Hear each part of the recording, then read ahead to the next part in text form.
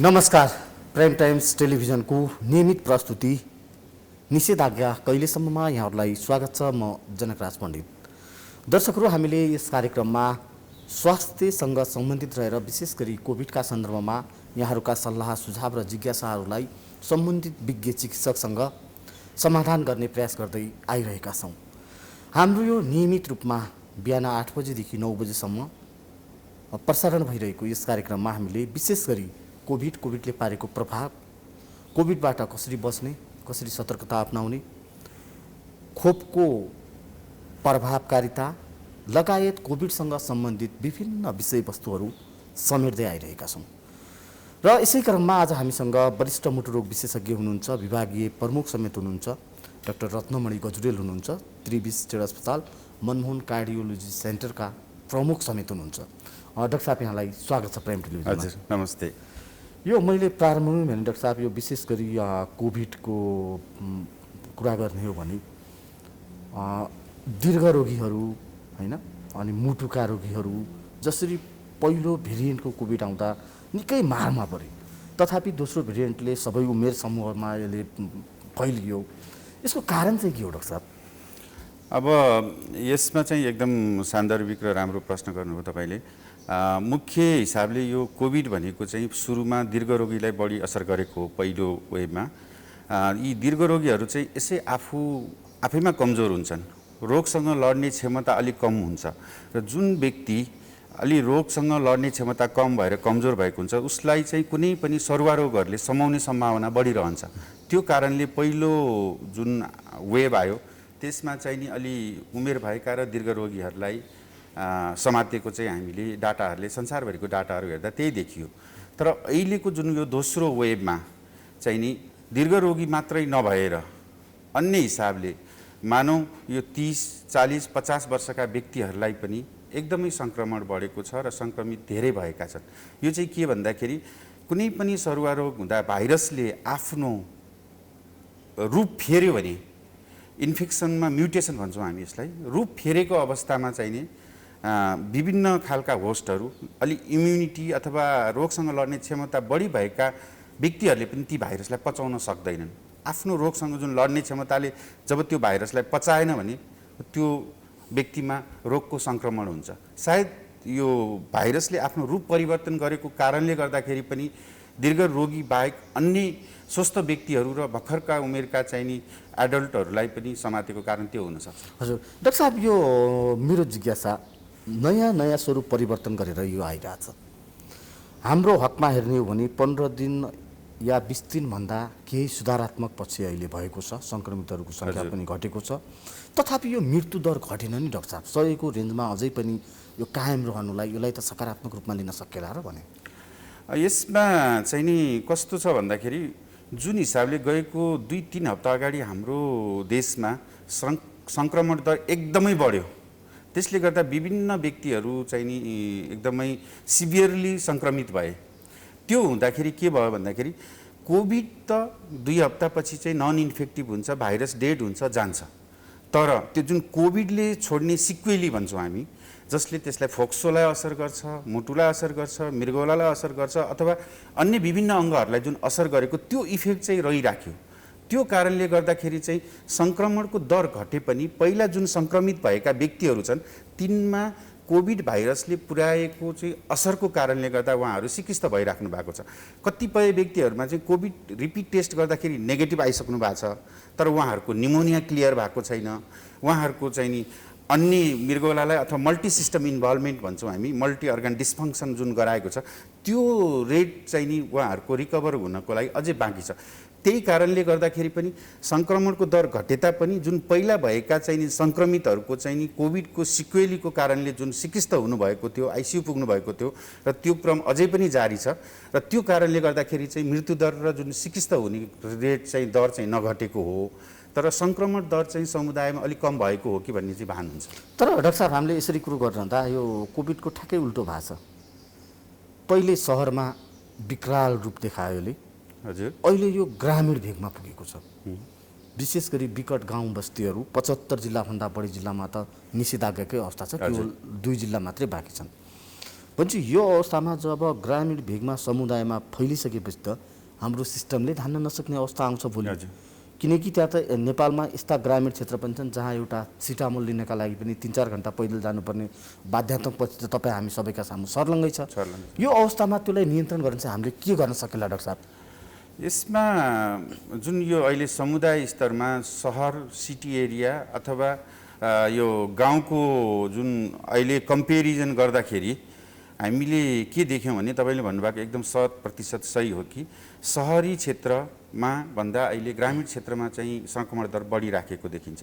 त्यसको कारण चाहिँ एउटा के हुनसक्छ भने एक जनचेतनाको अभाव पनि हुनसक्छ। किन भन्दा हामी विकट गाउँहरूमा कसैलाई चाहिँ रुगाखोकी लाग्यो साधारण सिम्टम हो भन्ने हिसाबले जसलाई चाहिँ थलाएको छैन ती मान्छेहरू लक्षण लिएर पनि गाउँ गाउँमा हिँडिराखेका छन्। पसलमा जान्छन्, चिया पसलमा जान्छन्, आफ्नो छर छिमेकमा जान्छन्। ती व्यक्तिले चाहिँ अन्य व्यक्तिलाई सार्छ। सबै व्यक्ति सिरियस हुने होइन नि त। जो व्यक्ति सिरियस हुन्छन् ती कम नम्बरमा छन् नि। विभिन्न डाटाहरूले अनुसन्धानहरूले अब हामी सबैलाई थाहा भएकै कुरा हो। त्यो हिसाबले चाहिँ नि एक त जनचेतनाको कुरा भयो, अर्को कुरो चाहिँ नि यो कोभिड पनि हुनसक्छ है भन्ने जब मान्छेमा ज्ञान भयो भने म बाहिर हिँड्नु हुँदैन, म चाहिँ सामाजिक जमघटमा जानु हुँदैन, म चिया पसलमा जानु हुँदैन, म कुनै सामान किन्दाखेरि मैले सामाजिक दूरी कायम गर्नुपर्छ भन्ने त्यो खालको, प्लस मैले मास्क प्रयोग गर्नुपर्छ अथवा सेनिटाइजेसन गर्नुपर्छ, हातहरू साबुन पानीले धुने अथवा सेनिटाइजर लाउनुपर्छ भन्ने यो खालको जनचेतना हुन त हाम्रा मिडियाहरूबाट त्यो कुरा भइराखेको छ। त्यो हुँदै पनि गाउँमा एउटा कारण चाहिँ जनचेतनाको कारणले हुनसक्छ। अर्को कुरो के भयो भन्दाखेरि गाउँ गाउँमा जो विदेशमा गएर काम गर्न गएका थिए, विशेष गरेर इन्डियामा, ती व्यक्तिहरू इन्डियामा चाहिँ सङ्क्रमणको दर बढिसकेपछि आफ्नो घर फर्किए र विभिन्न कारणले गर्दा उनीहरू आफ्नो गाउँमा पुगे। उनीहरूले त्यो त भाइरस त सँगै लिएर गए र जुन मेकानिजम सहरमा सुविधा भयो, टेस्टहरू भयो, मान्छेको चेतनाको लेभल पनि बढी, जाँचबुझ पनि बढी, कोरोनाको डिटेक्सन पनि बढी भयो। त्यसपछि होम आइसोलेसनमा बस्ने, कसरी चाहिँ नि आफू सुरक्षित रहने, आफ्ना परिवारलाई कसरी सुरक्षित राख्ने भन्ने सहरमा जसरी भयो, गाउँमा एक त टेस्ट पनि हाम्रो पुगेको छैन। जुन तपाईँले भन्नुभएको जस्तो सिटामोल लिनको लागि 3-4 घन्टा हिँडेर पुग्नुपर्ने अवस्थाको गाउँ छ हाम्रो।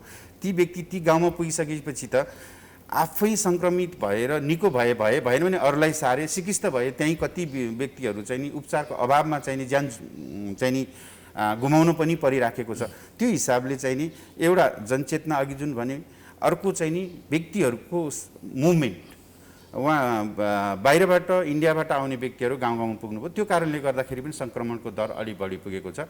र हाम्रो जुन यो स्वास्थ्य प्रणालीको चाहिँ अलिकति अब डिफेक्ट पनि हाम्रो भौगोलिक अवस्थाको कारणले गर्दाखेरि पनि हामीले केसहरू चाहिँ गाउँमा धेरै छन् भन्दा पनि हामीले टेस्टहरू त्यो अनुसार पुर्याउन सकेको छैन, त्यो अनुसार स्वास्थ्य सेवा दिन सकेको छैन, त्यहाँ भएका बिरामीहरूलाई चाहिँ नि स्वास्थ्य सेवाको पहुँचमा पुर्याउन सकेको छैन। यी कारणहरूले गर्दाखेरि चाहिँ अहिले ग्रामीण क्षेत्रमा चाहिँ बढ्दै गएको हो कि जस्तो मलाई अनुभव हुन्छ। डाक्टर साहब, हाम्रो शीर्षकै छ निषेधाज्ञा कहिलेसम्म।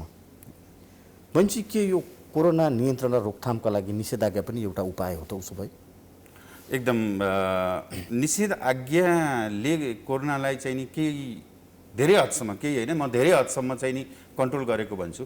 जुन सामाजिक दूरी कायम गर्ने भन्छौँ, जब निषेधाज्ञा नभएसम्म हामी अलिअलि सङ्क्रमण भएर माइल्ड सिम्टम भएका व्यक्तिहरू आफ्नो काम गर्न निर्वाध रूपमा घुम्छौँ, हामी निर्वाध रूपमा घुम्छौँ। त्यो भएपछि एक प्रकारको चाहिँ त्यसले रेस्ट्रिक्सन गर्यो नि, मान्छेलाई चाहिँ यो निषेधाज्ञा छ, बाहिर निस्किनु हुन्न, कोरोना एकदम बढेको छ भनेपछि मान्छेहरूको चाहिँ नि जुन मुभमेन्टहरू कम भयो। मुभमेन्टहरू कम हुने बित्तिकै यो त एक व्यक्तिबाट अर्को व्यक्तिमा सर्ने रोग भयो। त्यो हुने बित्तिकै जब व्यक्तिहरू भिडभाडहरू कम हुन्छन्, मान्छेको मुभमेन्ट कम हुन्छ भनेपछि त्यसले नेचुरल्ली प्राकृतिक रूपमा नै त्यो रोग चाहिँ घट्दै जान्छ। त्यो हिसाबले चाहिँ निषेधाज्ञाले चाहिँ नि यो साइन्टिफिकल्ली प्रुभ कुरा हो, त्यसले धेरै रूपमा चाहिँ नि घटाएको हो। अरू यो निषेधाज्ञा जारी गरे पनि कतिपय व्यक्तिहरू चाहिँ अझ अज्ञानी जसरी पनि हिँडिदिनु भएको छ बुझेर पनि, तर त्यो गर्न चाहिँ हुँदैन। म पब्लिकहरूलाई भन्छु कि हामीले निषेधाज्ञा चाहिँ जब जारी गरेको छ सरकारले भनेपछि हामीले त्यसलाई फलो गऱ्यौँ, त्यसलाई मान्यौँ भने हामीले सङ्क्रमण दर चाहिँ सामुदायिक लेभलमा चाहिँ घटाउन सक्छौँ र यसले घटेको हो। भनेपछि डाक्टर साहब, तर अहिले त सरकार त अब खुकुलो पार्ने खोल्ने पक्षमा छ। यो विकराल अवस्था, यसले त झन् विकराल अवस्था ल्याउँदैन। जस्तै अस्ति मात्रै शिक्षा मन्त्रालयले एउटा विज्ञप्ति जारी गर्यो, असार 1 देखि विद्यालय खोल्ने भनेर। यो अवस्थामा एकातिर नयाँ नयाँ भेरिएन्टहरू देखा परिरहेका छन्। यहाँले भने जस्तै यसले नयाँ नयाँ स्वरूप परिवर्तन गर्दै विश्वका कतिपय मुलुकमा त हावाबाटै सर्छ भन्ने पनि अध्ययनका कुराहरू भइरहेको सन्दर्भमा र बालबालिकाका लागि स्पेसिफिकेसन रूपमा खोप पनि विस्तार नभएको अवस्थामा यसरी विद्यालय खोल्ने हताशमा निर्णय गर्दा यसले त हामीलाई भोलि ठुलो चुनौती थपिँदैन र डाक्टर साहब? यो एकदम अहिलेको समय सान्दर्भिक प्रश्न गर्नुभयो। जस्तो हामीले पहिलो वेभ बिहोर्यौँ, दोस्रो वेभ अझै चलिराखेकै छ। यो दोस्रो वेभमा चाहिँ जुन खालको जुन गतिमा चाहिँ सङ्क्रमण दर बढ्यो र जुन भाइरसले रूप परिवर्तन गर्यो भने तेस्रो वेभ कस्तो रूपले आउँछ भन्ने कुरा हामीलाई थाहा छैन।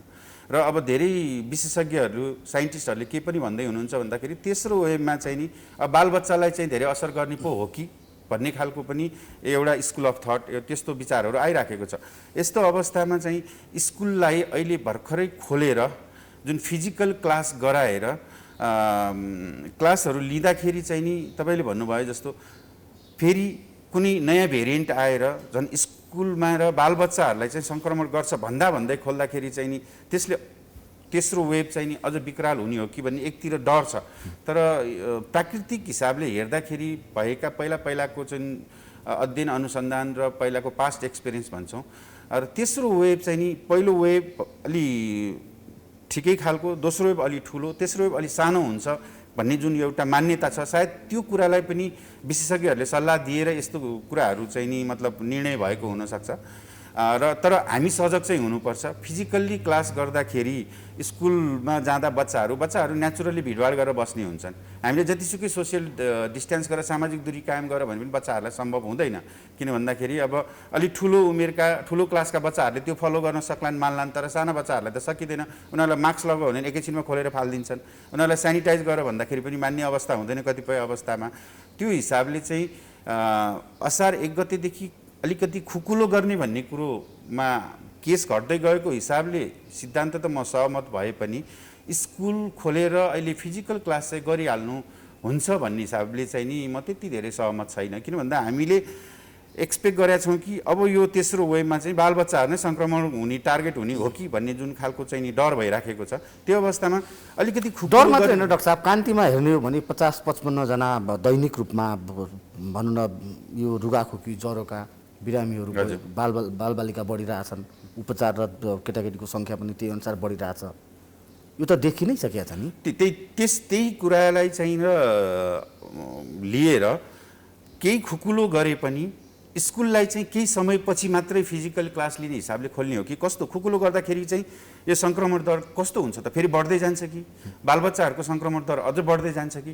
त्यो हेरेर मात्रै हामीले निर्णय लिनुपर्छ होला त्यसमा। हजुर, जस्तै यो प्रसङ्ग फेरि हामी जोडला डाक्टर साहब। मेरो जिज्ञासा चाहिँ यो विशेष गरी कोभिडले सबैभन्दा बढी असर पार्ने भने फोक्सोलाई, त्यो पनि जब निमोनिया भइसकेपछि, निमोनिया बिग्रिसकेपछि ज्यान बचाउनै गाह्रो हुने कन्डिसन हामीले देखेका छौँ। यो अवस्थामा उहाँहरू कसरी सतर्क हुने? जस्तै कतिपय त होम आइसोलेसनमा बस्नु भएको छ बिरामी भएर, कतिपयले नियमित रूपमा पनि भन्न दीर्घ रोगको मुटु कलेजो जे छ त्यसको औषधि पनि नियमित सेवन गरिरहनु भयो होला, कतिले इन्सुलिन लिइरहनु भयो होला, कतिको के होला। उहाँहरूलाई त एकातिर रोगले च्याप्ने खतरा त छ नै, अर्कोतिर नियमित रूपमा औषधि सेवन नगरौँ या नियमित रूपमा आफ्नो भन्न दैनिक प्रक्रियामा नजाउँ, उताबाट नि खतरा। यतातिर कोभिडले फेरि बढीभन्दा बढी एट्याक गर्न सक्ने सम्भाव्यता रहेको, उहाँहरू कसरी बच्ने, औषधिको मात्रा कसरी लिने अलिकति बताइदिनु न, किनकि दीर्घरोगीहरूको सङ्ख्या नेपालमा धेरै ठुलो छ। यसमा चाहिँ हामीले जुन यो पहिलो वेभदेखि नै चाहिँ नि दीर्घरोगीहरूलाई हामीले के भनेका छौँ भन्दाखेरि सकभर आफूलाई प्रोटेक्सन गर्नुपर्छ। आफ्नो दीर्घरोगका औषधिहरूलाई चाहिँ यथावत चाहिँ नि सेवन गर्ने। दीर्घरोगको कुनै लक्षणहरू बढेर आएको अवस्थामा चाहिँ अस्पतालमा आउने, आफ्नो डाक्टरहरूसँग परामर्श लिने, कुनै पनि वेबाट अथवा कुनै पनि स्वास्थ्यकर्मीको चाहिँ नि परामर्शबाट चाहिँ नि आफ्नो दीर्घरोगका औषधिहरूलाई चाहिँ सेवन गरिराख्ने, यो हामीले पहिलो वेभदेखि नै भनिराखेका छौँ। र त्यसमा कुरा आयो तपाईँले भन्नुभयो जस्तै अब यता कोभिडको सङ्क्रमण दर पनि उहाँहरूमा नै बढी हुने र दीर्घरोगको पनि औषधि खानुपर्ने। अब त्यस्तो अवस्थामा के गर्ने त भन्ने अवस्थामा चाहिँ नि अब कुनै पनि व्यक्तिलाई कोभिडको सिम्टमहरू देखिएको छ भने त्यो सिम्टम देखिँदाखेरि अस्पताल जानै पर्यो। माइल्ड सिम्टम छ, अब त्यो धेरै मिडियाबाट पनि भनिराखेको छ, साधारण रुगाखोकी छ, ज्वरो छ भने घरमै होम आइसोलेसनमा बस्नुहोस्, आफ्नो दीर्घरोगका औषधिहरू नियमित सेवन गर्नुहोस्, आफ्नो घरेलु अरू उपचार गर्नुहोस्, आराम गर्नुहोस्, व्यायाम गर्नुहोस्, त्यो हिसाबले हेर्नुहोस्। अक्सिजनको मात्रा हेर्नुहोस्, सास फेर्न गाह्रो भयो भने, अक्सिजनको मात्रा घट्यो भने, ज्वरो कम भएन भने विभिन्न प्रोटोकलहरू बनाएको छन् नि हाम्रो नेपाल मेडिकल काउन्सिलले, स्वास्थ्य मन्त्रालयले, त्यो अनुसार चाहिँ नि फलो गरेर त्यसलाई मानेर उहाँहरूले फलो गर्नुभयो भने सङ्क्रमण दर पनि घट्छ। इनकेस सङ्क्रमण भइहालेको अवस्थामा पनि आफ्ना दीर्घरोगका औषधिलाई यथावत सेवन गरेर नजिकको स्वास्थ्य संस्थामा गएर चाहिँ स्वास्थ्य कर्मीहरूसँग सल्लाह लिएर उहाँहरूको परामर्शमा बस्नुपर्छ। र यदि उहाँहरूलाई भर्ना गर्नुपर्ने भए अवस्थामा चाहिँ नि अहिले पहिलो वेभको भन्दा दोस्रो वेभमा अलिकति हाम्रा स्वास्थ्य संस्थाहरूका स्वास्थ्य कर्मीहरू पनि त्यो अनुसार अलिकति युज टु भइसके, उहाँहरूमा पनि एक प्रकारको जुन फियर थियो, डर थियो, केही कम भएको हो कि भन्ने महसुस भएको छ र त्यो हिसाबले चाहिँ उहाँहरूले सजिलैसँग सेवा पनि पाउनुहुन्छ। र ठाउँ ठाउँमा अहिले हाम्रो आइसोलेसन सेन्टरहरू पनि छन्, अक्सिजन थेरापीहरू गर्नलाई विभिन्न ठाउँमा अक्सिजन प्लान्टहरू पनि छन्, लिक्विड अक्सिजनहरू पनि आएको छ। त्यही भएर स्वास्थ्य संस्थाहरूले आफूले आफ्नो हैसियत अनुसार चाहिँ कसरी अपग्रेड गर्नुपर्छ, कोभिड आयो भने कसरी म्यानेज गर्नुपर्छ भन्ने हिसाबले सबै स्वास्थ्य संस्थाले आफूलाई चुस्तफुर्त राख्न कोसिस गरेका छन्। मैले एउटा स्वास्थ्य कर्मी भएको नाताले भन्छु। अब त्यसमा मैले अरू कुरातिर गइनँ। त्यो हिसाबले चाहिँ दीर्घ रोगीलाई चाहिँ आफ्नो औषधि यथावत सेवन गर्ने, लक्षण माइल्ड छ भने आफ्नो स्वास्थ्य कर्मीसँगको नियमित परामर्शमा बस्ने र अस्पताल जानुपर्ने अवस्थामा गएर अस्पताल गएर भर्ना हुने। डाक्टर साहब, हामीसँग कोही दर्शक जोडिनु भएको छ, हामी उहाँको जिज्ञासा लिन्छौँ। हेलो हजुर, यहाँलाई स्वागत छ प्राइम टेलिभिजनमा। कहाँबाट को बोल्दै हुनुहुन्छ? म मोरङबाट ज्ञानेन्द्र श्रेष्ठ। डाक्टर साहबसँग यहाँको जिज्ञासा राख्नुहोस्। ए हुन्छ। हेलो हजुर नमस्ते। डक्टर, यो म कोरोना लागेको कति क्लियर भएको 2 हप्ता 1.5 हप्ता भयो। हजुर हजुर। अनि मैले जस्तो अब एक्सर्साइजहरू गर्नु मिल्छ कि मिल्दैन, किनभने लाग्नुभन्दा अगाडि म एभ्रिडे 2 घन्टा गर्थेँ। हजुर। अनि अहिले मेरो त्यो कोरोना लागेको त्यस्तोमा फ्लू टेस्टमा पनि देखाएन, ज्वरो मात्रै आयो 2 दिन, त्यति भएपछि क्लियर भयो। अनि फेरि पिसिआर गर्दाखेरि क्लियर भइसक्यो। अनि 1 हप्ता हुन प्लस भइसक्यो त्यो भएको। अनि अब मैले कति हप्तासम्म चाहिँ जिमहरू नगर्दा हुन्छ कि गर्दा केही फरक पर्दैन? यसमा तपाईँको हामीले क्लासिफाई गर्दा, वर्गीकरण गर्दा तपाईँको माइल्ड सिम्टम भएको कोरोना सङ्क्रमितमा पर्नुभयो तपाईँ, जुन चाहिँ तपाईँको साधारण ज्वरोबाट ठिक भयो, तपाईँ अहिले कोरोना सङ्क्रमणबाट मुक्त पनि भइसक्नु भएको छ। तपाईलाई यदि कुनै सास फेर्न गाह्रो भएको छ, एकदम बढी थकान महसुस भएको छ, अथवा आफूलाई जुन आफू पहिलाको अवस्था जुन थियो कोरोना सङ्क्रमण हुनुभन्दा अगाडि त्यो अवस्थामा पुगेको महसुस भइसकेको अवस्था छ भने तपाईले आफ्नो दैनिकी चाहिँ नि पुरै रिज्युम गर्न सक्नुहुन्छ। तपाईले जुन जिम गर्न मिल्छ कि मिल्दैन, म जिम गरिराखेको थिएँ भनेर जुन प्रश्न गर्नुभयो, तपाईँ आफू चाहिँ माइल्ड सिम्टमबाट रिकभर हुनुभएको र मलाई चाहिँ आफूलाई पूर्ववत रूपमा म तयार भइसकेँ भनेपछि तपाईँले आफ्नो नर्मल एक्टिभिटी गर्न सक्नुहुन्छ। तपाईँ आफ्नो व्यायाम जिमहरू गर्न सक्नुहुन्छ, त्यसमा कुनै पनि रोकटोक छैन। दर्शकहरू, यहाँहरूसँग पनि कुनै सल्लाह सुझाव र जिज्ञासाहरू छन् भने हामीसँग वरिष्ठ मुटुरोग विशेषज्ञ हुनुहुन्छ डाक्टर रत्नमणि गजुरेल। यहाँले डाक्टर साहबसँग प्रत्यक्ष रूपमा आफ्ना जिज्ञासाहरू राखेर समाधान भन्न, आफ्ना जिज्ञासाको समाधान गर्न सक्नुहुन्छ, आफ्ना जिज्ञासा मेट्न सक्नुहुन्छ। यति बेला निषेधाज्ञा कहिलेसम्म कार्यक्रममा छौँ हामी र नियमित रूपमा हामीले प्राइम टाइम्स टेलिभिजन मार्फत आम दर्शकहरूका सल्लाह सुझाव र जिज्ञासाहरूलाई सम्बोधन गर्नका लागि नै यो कार्यक्रम प्रस्तुत गरिरहेका छौँ र यहाँहरूले पनि हाम्रो स्क्रिनमा दिएको नम्बरमा प्रत्यक्ष रूपमा सम्पर्क गर्न सक्नुहुनेछ। यो डाक्टर साहब, यो नयाँ नयाँ भेरिएन्टका त कुरा आए, त्यो सँगसँगै एउटा सुखद पक्ष पनि भयो कोरोनाका लागि। जब पहिलो भेरिएन्ट 2076 चैत 11 नेपालको हकमा हामीले सम्पूर्ण देश लकडाउन गऱ्यौँ, जुन बेला हामीसँग जम्मा 1-2 केस थिए। त्यही क्रममा हामीले बुहानबाट हाम्रा नेपाली विद्यार्थीहरूलाई पनि नेपाली सेनाको सहयोगमा चार्टर गरेर ल्यायौँ, उहाँहरूलाई क्वारेन्टाइनमा राखियो। सायद क्वारेन्टाइन भन्ने शब्द नै हाम्रा लागि त्यो बेला नयाँ हो। योभन्दा अगाडि पशुहरूदेखि लिएर पशुपन्छीका लागि क्वारेन्टाइन भन्ने हामीले सुनेका थियौँ, तथापि मानव क्वारेन्टाइनको कन्सेप्ट त्यहाँबाट आयो। यो घरमा बसिरहेकाहरूलाई छन् डाक्टर साहब, कहिलेकाहीँ यो बजारमा यस्तो अवस्था भइदियो, केही समय पहिले, अहिले त त्यो सामान्यीकरण भएको छ। अक्सिमिटरका कुरा हुन्, थर्मोमिटरका कुरा हुन्, यसरी कालोबजारी त एकातिर छ नै, ती नक्कलीले झनै डुबायो। म हजुरलाई एउटा दृष्टान्त दिन्छु। केही समय पहिले एकजना पेसेन्टले अक्सिमिटर लिएर जानुभयो, उहाँले नाप्नुभयो 97-98 देखाइरहेछ, उहाँ सास फेर्नै उहाँलाई कठिन भइसक्यो। समयमै उहाँ अस्पताल जानु नपाएको भए सायद के हुन्थ्यो। भने यो अवस्थामा यसरी यो स्वास्थ्यमाथि खेलबाड गर्नेहरूलाई किन कारबाही गर्दैन डाक्टर साहब? तपाईँले अहिलेको जुन हाम्रो नेपालको परिस्थितिमा भइराखेको कुरा एकदम उठाउनु भयो। यो कुरो चाहिँ धेरै हाम्रा बिरामीहरूले पनि भन्नुहुन्छ, एउटा अक्सिमिटरले हेऱ्यो मेरो 97 देखाउँछ, अर्कोले हेऱ्यो मेरो चाहिँ नि 90-92 देखाउँछ, डाक्टर साहब कुन ठिक हो भनेर भन्ने हाम्रा बिरामीहरू धेरै हुनुहुन्छ।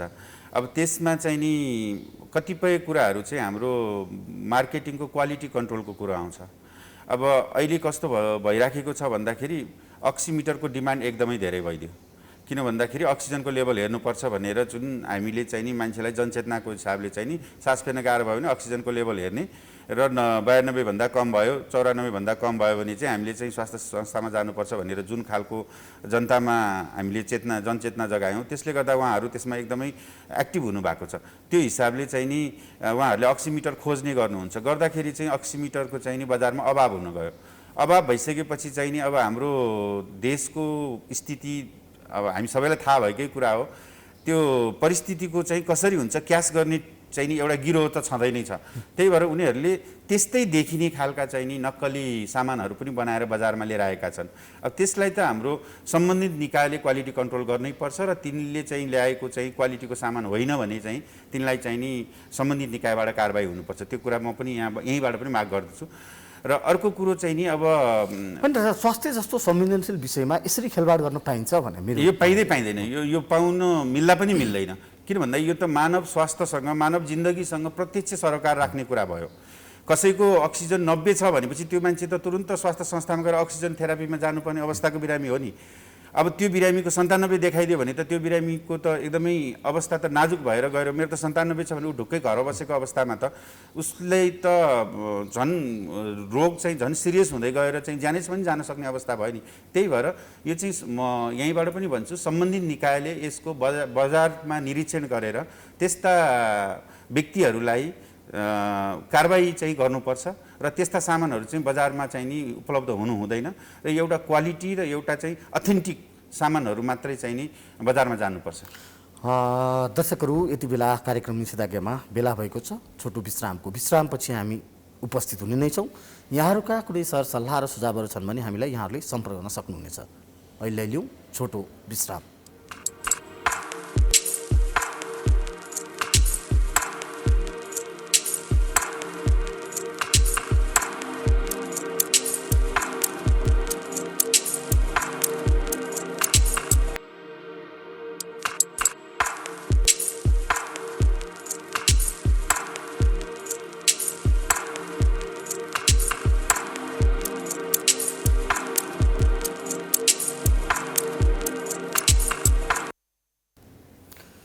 विश्रामपछि स्वागत छ।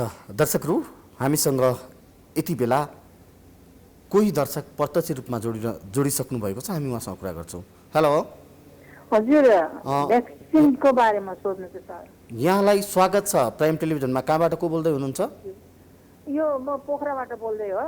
हजुर हजुर, डाक्टर साहबसँग यहाँको जिज्ञासा राख्नुहोस्, डाक्टर साहबसँग कुरा गर्नुहोस्। ए हस् डाक्टर, नमस्कार। हजुर नमस्ते। क्यान्सर भएको 3 वर्ष भयो, कसरी लानु हुन्छ भन्नुहुन्छ, भ्याक्सिन कसरी लानु हुँदैन भन्नुहुन्छ। अपरेसन भयो, किमोथेरापी 6 राउन्ड लगाइसक्यो, अहिले चाहिँ फलोअप चलिरहेको छ, टेमोक्सिफेन 20 mg को खाँदैछ।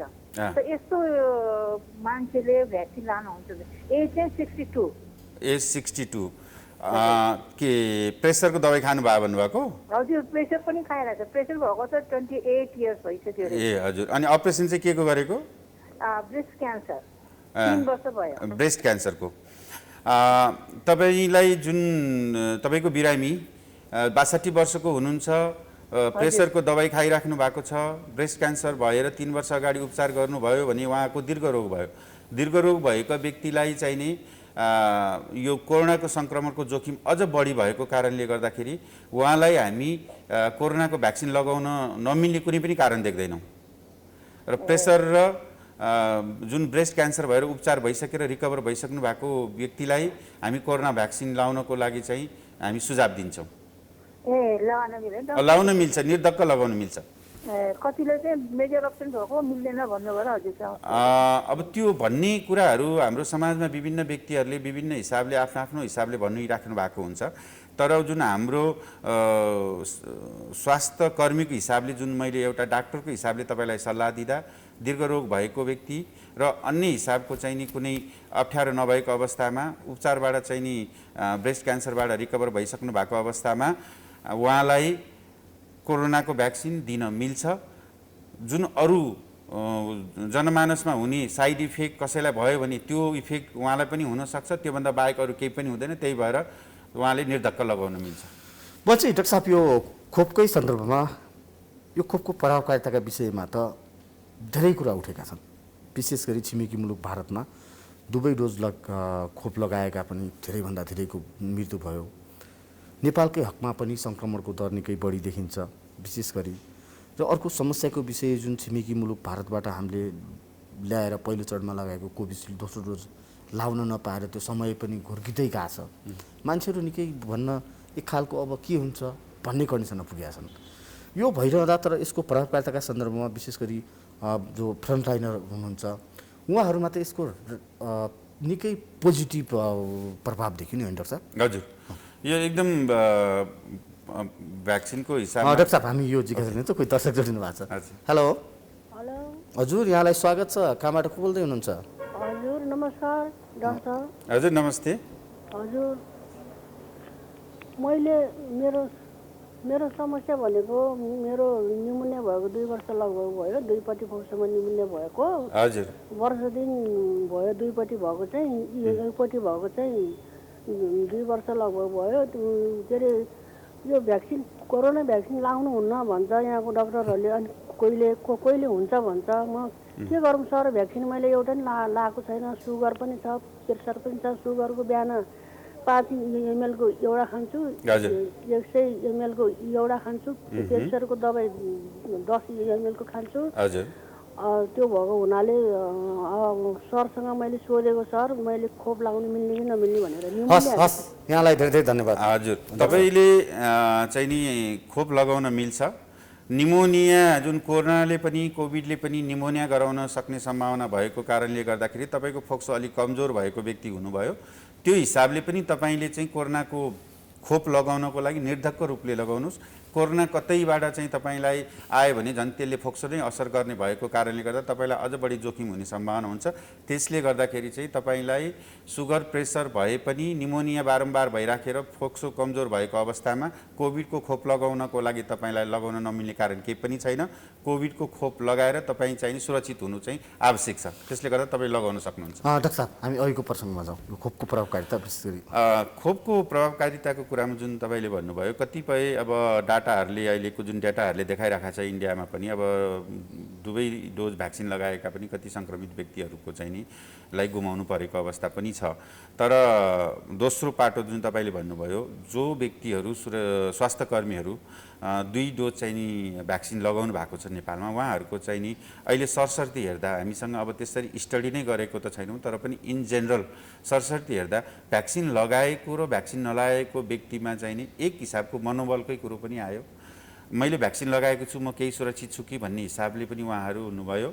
अनि त्यसपछि त्यहाँबाट चाहिँ नि उहाँहरूले चाहिँ नि दोस्रो डोज लगाइसकेर आफूले प्रिकसन पनि लिँदाखेरि चाहिँ कम रूपले चाहिँ नि सङ्क्रमित भएको चाहिँ देखेको छ। डाक्टर साहब फेरि पनि कोही दर्शक जोडिनु भएको छ। हेलो हेलो हेलो हेलो हजुर, यहाँको जिज्ञासा डाक्टर साहबलाई राख्नुहोस्। हजुर मेरो प्रश्न छ। हजुर मेरो प्रश्न हजुर हजुर राख्नुहोस्। मैले यो कोभिसिल्ड भ्याक्सिन दिएको हजुर फागुन 23 गते हो क्या अरे। हजुर, अब अर्को भ्याक्सिन चाहिँ खै अहिलेसम्म आएको छैन। अर्को लाउँदा पनि हुने हो कि त्यही लाउनु पर्ने हो कि यो के हो? अनि एउटा प्रश्न थियो। हजुर, अनि अर्को प्रश्न म प्रेसरको चाहिँ नि अलिकति म सिकायत छु। हजुर मैले माइलो टेल खाइराखेको थियो, हजुर अहिले त्यो माइलो टेल नभेटेर चाहिँ अल्पाइनर खाँदा पनि हुन्छ भनेर त्यो दिएको त्यो खान मिल्ने हो कि होइन भनेर हजुर त्यही मैले सोध्न खोजेको। हजुर अब तपाईँको पहिलो प्रश्नको जवाफमा चाहिँ नि तपाईँले कोभिसिल्ड लगाउनु भयो फागुन 23 गते, अहिले कोभिसिल्ड उपलब्ध भएन, त्यही भएर के गर्ने भन्ने सन्दर्भमा चाहिँ कोभिसिल्ड लगाएको जुन व्यक्तिलाई चाहिँ कोभिसिल्ड जस्तै प्रविधिबाट बनाएको भ्याक्सिन उपलब्ध हुँदा लगाउँदा राम्रो हो अहिलेसम्म देखिएको तथ्याङ्क अनुसार। जस्तो अब हाम्रो सरकारी तहबाट पनि पहल भइराखेको छ, कोभिसिल्ड नभए पनि कोभिसिल्ड जस्तै त्यही प्रविधिबाट बनेको भ्याक्सिन चाहिँ नि एस्ट्राजेनिकाको भ्याक्सिन नेपालमा आउँदैछ र विभिन्न यो लाइक अहिले सुनेको हामीले डेनमार्क सरकारबाट चाहिँ एस्ट्राजेनिकाको भ्याक्सिन अथवा युकेबाट आउँदैछ भन्ने हामीले सुनेका छौँ। त्यो भयो भने चाहिँ तपाईँहरूले चाहिँ निर्धक्क कोभिसिल्डको सट्टामा एस्ट्राजेनिकाबाट प्रोडक्ट भएको भ्याक्सिन लगाउन सक्नुहुन्छ। त्यो आइसकेपछि चाहिँ नि त्यो लगाउन सकिन्छ। पहिलो प्रश्नको चाहिँ जवाफ यो भयो। दोस्रो कुरो तपाईँको जुन माइलोडियल खाइराख्नु भएको थियो अहिले त्यो उपलब्ध नभएर तपाईँले अल्पाइन एल भन्ने खानु भएको छ भनेर जुन भन्नुभयो, माइलोडियलमा भएको कम्बिनेसन जुन औषधि दुई थरी औषधि मिसिएको हुन्छ त्यसमा एम्लोडिपिन र लोसार्टन र जुन एल्पाइन एलमा पनि एम्लोडिपिन र लोसार्टन नै हुन्छ। त्यसको केमिकल कम्पोजिसन चाहिँ एउटै हो, कम्पनी मात्रै फरक हो। त्यो भएको भएर यी दुवै कम्पनी चाहिँ नि नेपालकै हुन् र केमिकल कम्पोजिसन एउटै भएको हुनाले गर्दा तपाईँले माइलोडियलको सट्टामा नपाउँदाखेरि अल्पाइन एल खाँदा चाहिँ खासै फरक पर्दैन, तपाईँले खान सक्नुहुन्छ, निर्धक्क खाए हुन्छ। पछि डाक्टर साहब यो हामी यसै प्रसङ्गमा जोड्यौँ, यो विशेष गरी मुटु रोगीहरूलाई, मुटुका सन्दर्भमा यहाँ त वरिष्ठ मुटु रोग विशेषज्ञ समेत हुनुहुन्छ,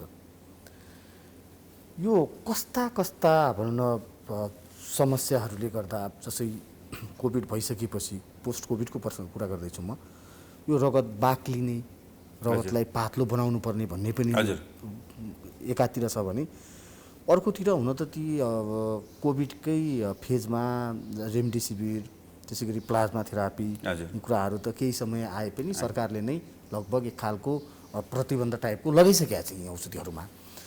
यो अवस्थामा यो रगत बाक्लिने र पातलिने अवस्था के हो, यो भयो भने बिरामीलाई कतिको बढी जोखिम हुन्छ र मुटु कसरी बचाउने? एकदमै यो चाहिँ नि हामी अहिले जुन कोभिडको सिलसिलामा हुने कोभिडको सिक्युलिक रूपमा हुने जुन कुरा तपाईँले उठाउनु भयो एकदम सान्दर्भिक कुरा उठाउनु भयो।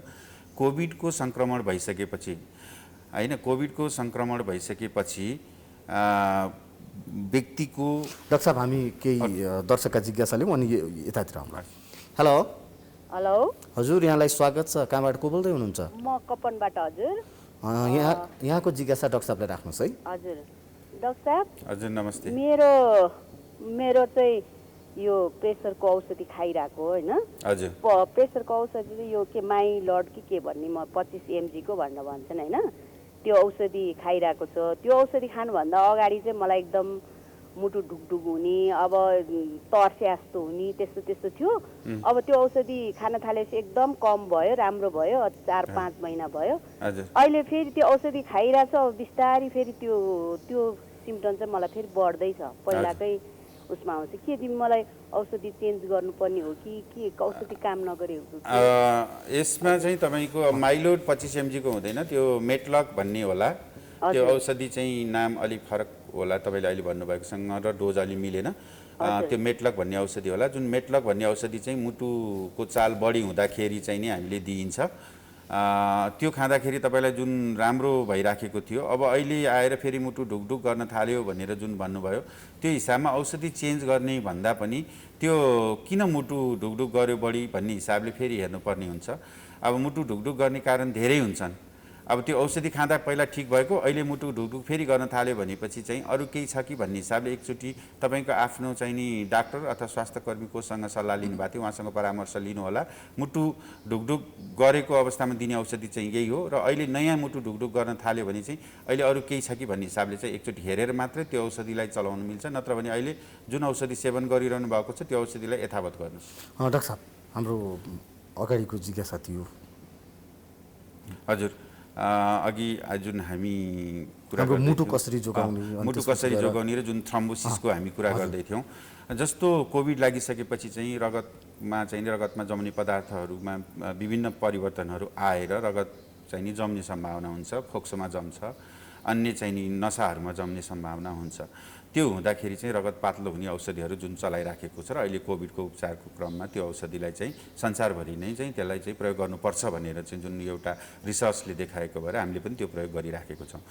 अब के हुन्छ भन्दाखेरि कोभिड भइसकेपछि चाहिँ नि कोभिडले चाहिँ नि विभिन्न अङ्गलाई असर गर्ने, त्यसमा पहिलो चाहिँ नि फोक्सोलाई असर गर्यो, दोस्रोमा गएर मुटुलाई असर गर्छ, अनि तेस्रोलाई गएर मृगौलालाई र प्लस मल्टी अर्गान डिस्फङ्सन भन्छौँ, कलेजोदेखि लिएर सबै कुराहरूलाई असर गर्न थाल्छ पछि गएर। यो अवस्थामा चाहिँ रगत जमेको अवस्थामा चाहिँ के हुनसक्छ भन्दाखेरि फोक्सोमा रगत जम्यो भने त्यसको एक प्रकारको असर छ, मुटुमा रगत जम्यो भने हार्ट एट्याक हुन सक्ने भयो, नसाहरूमा रगत जम्यो भने चाहिँ खुट्टाहरू हात गोडाहरू निलो हुन सक्ने सम्भावना हुन्छ। ठिकै छ, कलर आउनु भएको छ। फेरि पनि कोही दर्शक जोडिनु भएको छ। हेलो हेलो हजुर, यहाँलाई स्वागत छ। कहाँबाट को बोल्दै हुनुहुन्छ? हजुर नमस्कार, म यहाँ हेटौँडाबाट रमेश बानी। यहाँको जिज्ञासा डाक्टर साहबलाई राख्नुहोस्। हजुर हेलो हजुर डाक्टर साहब नमस्कार। हजुर नमस्ते। मेरो चाहिँ आमा हार्टको पेसेन्ट हो, पहिला 2007-2009 पिसिआई गरेको। हजुर अनि हिजो चाहिँ त्यो कोभिड भ्याक्सिन लिनलाई लिएर गएको। हजुर अनि त्यहाँ लैजाँदाखेरि त्यहाँ उहाँहरूले भन्नुभयो यो अन्डर मेडिकेसनको मान्छेलाई चाहिँ हामीले चाहिँ देखाइन, डाक्टरको निगरानीमा राखेर मात्र दिनुपर्छ भन्ने कुरा गर्नुभयो। हजुर अनि त्यसको लागि के छ भनेर तपाईँको आमाको जुन मुटुमा चाहिँ नि पिसिआई गरेको, एन्जियोप्लास्टी गरेको रहेछ, त्यो हुँदाखेरि चाहिँ नि मुटुको दीर्घ रोग भयो। अनि उहाँलाई केही चाहिँ नि औषधिहरू चाहिँ नियमित चाहिँ सेवन गर्नु भनेर पनि डाक्टर साहबहरूले सल्लाह दिनुभएको होला, त्यो पनि लिइराख्नु भएको होला होइन। यस्तो अवस्थामा चाहिँ नि बाहिर सबै स्वास्थ्य कर्मीहरूलाई चाहिँ नि मुटुको रोग, हार्ट एट्याक भएको अथवा एन्जियोप्लास्टी गरेको भनेपछि अलिकति चाहिँ नि गम्भीर समस्या हो भन्ने खालको महसुस हुनु स्वाभाविकै हो। यो अवस्थामा उहाँहरूले चाहिँ आफ्नो डाक्टरसँग परामर्श लिएर मात्रै लगाउन सकिन्छ, स्वास्थ्य मतलब त्यो अनुसारको निगरानीमा भनेर उहाँहरूले सल्लाह दिनुभएको एकदम सही सल्लाह हो। तर अब लगाउन मिल्छ कि मिल्दैन भन्ने कुरामा चाहिँ उहाँको एन्जियोप्लास्टी अथवा पिसिआई गरेको भए तापनि कोभिड भ्याक्सिन लगाउनको लागि कुनै पनि उहाँलाई छेकथुन छैन, उहाँ लगाउन सक्नुहुन्छ। तपाईँले मैले लगाउँदा कोभिड भ्याक्सिन लगाउँदा जे असर देखिन्छ उहाँलाई पनि त्यही असर देखिने हो। त्यो भएको भएर उहाँ त्यहाँको भ्याक्सिन लगाउने ठाउँमा परामर्श चाहिँ नि त्यहाँ कोही न कोही स्वास्थ्य कर्मीहरू भइहाल्नुहुन्छ, लगाउन मिल्छ। कार्डियोलोजिस्ट डाक्टर साहबसम्म नै मैले सोधिसकेको छु, लगाउन मिल्छ भन्नुभएको छ, भन्नु होला। त्यो हिसाबले तपाईँले चाहिँ कोभिड भ्याक्सिन आमालाई नलगाएर चाहिँ वञ्चित भएर बस्नु पर्दैन। डाक्टर साहब, हाम्रो अघिकै जिज्ञासा थियो जुन अघि हामी कुरा गर्दै थियौँ, थ्रम्बोसिस भन्छौँ हामी, जुन चाहिँ रगतमा जम्ने पदार्थहरू चाहिँ नि मा परिवर्तन आएर चाहिँ रगत जम्ने पदार्थ हुन्छ। यदि त्यो मुटुको नसामा चाहिँ नि जम्मा भयो भने हार्ट एट्याक हुन सक्ने भयो, फोक्सोमा जम्मा भयो भने अक्सिजन लिन नसक्ने भयो। त्यो हिसाबले चाहिँ नि हामीले रगत पातलो हुने औषधि चाहिँ नि दिँदाखेरि चाहिँ त्यसले राम्रै गर्छ। डाक्टर साहब, हामी कार्यक्रमको अन्त्यतिर पनि आइसकेका छौँ। कोही दर्शक फेरि पनि जोडिनु भएको छ। हेलो हेलो हजुर, यहाँलाई स्वागत छ। कहाँबाट को बोल्दै हुनुहुन्छ? नमस्कार हजुर। नमस्कार, म सीताराम जोशी कैलालीबाट। हजुर नमस्ते। यहाँको जिज्ञासा डाक्टर साहबलाई राख्नुहोस्। डाक्टर नमस्कार। हजुर तपाईँले एकदमै राम्रो चाहिँ प्रश्नको उत्तरहरू दिइराख्नु भएको छ, असाध्यै खुसी लाग्यो। यसरी दियो भने सचेतना पनि हुन्छ भन्ने लाग्यो, म पनि हेरेर आउँछु। अनि मेरो आमा 78 वर्षको हुनुभयो, अस्ति कोभिडबाट अलिकति सङ्क्रमित हुनुभयो र नेगेटिभ आइसक्नुभयो। हजुर अब खोप लाउने हो भनेको 1 महिना जति भयो, खोप लाउन मिल्छ कि मिल्दैन डाक्टर साहब? लाउने हो। अनि उहाँको एउटा दीर्घ रोग भनेको त्यो हात हल्लिने, टाउको हल्लिने मात्रै थियो, बाँकी त त्यस्तो थिएन। अलिअलि दम थियो, दम पनि अहिले अस्ति त्यो औषधि खाइसक्यो, दम पनि हरायो। हजुर, खोप लाउन मिल्ने कि नमिल्ने भनेर यसो बुझौँ भनेको। हजुरको आमा कति भन्नुभयो? 78 वर्षको। 78 वर्षको। अनि उहाँको चाहिँ नि अरू दीर्घ रोग छैन, उहाँको चाहिँ नि हात र टाउको हल्लिने मात्रै हो होइन? इन्जाइमर भनेर भन्नुभएको, हात हल्लिने अनि टाउको हल्लिने। हजुर। अनि अब कुरा सामान्य दम। हजुर, सामान्य दम।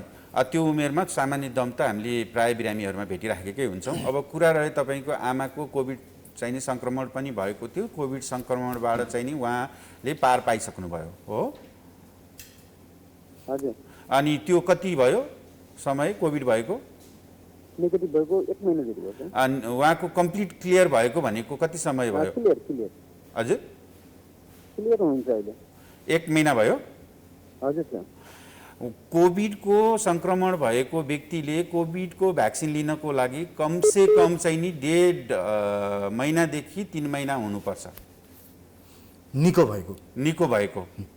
त्यो भयो भने चाहिँ नि तपाईँले चाहिँ आमालाई कोभिड भ्याक्सिन दिन लगाउन सक्नुहुन्छ। डाक्टर साहब आइदिनु भयो, हाम्रा आम दर्शकहरूका जिज्ञासाहरू सहज रूपमा समाधान गरिदिनु भयो, हाम्रो निमन्त्रणलाई स्वीकार गरेर आइदिनु भएकोमा यहाँलाई प्रेम टेलिभिजनको तर्फबाट हार्दिक धन्यवाद ज्ञापन गर्दै अहिले हामी बिदा हुन चाहन्छौँ।